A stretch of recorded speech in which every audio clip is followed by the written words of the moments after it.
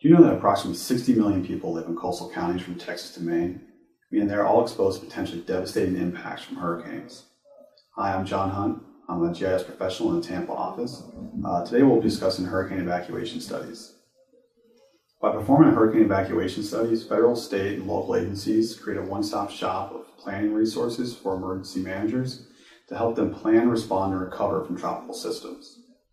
There are traditionally 5 phases to these studies. The first is the hazard analysis, where storm surge modeling is performed using in areas climatology, topography, and bathymetry information. Next is the behavioral assessment.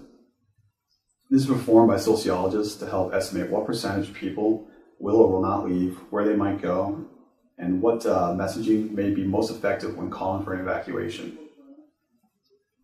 Next is the vulnerability assessment. This takes the results of the hazard analysis and intersects that with the critical infrastructure and the population to understand what assets and people are exposed to the surge hazard. The next phase is the shelter assessment.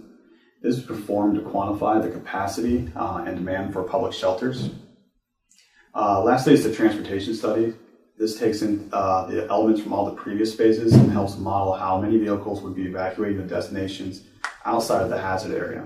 After all this, these results are put into a decision support system that helps emergency managers and local officials make real-time decisions about when to evacuate prior to the onset of tropical storm force winds. And that's your quick overview of hurricane evacuation studies.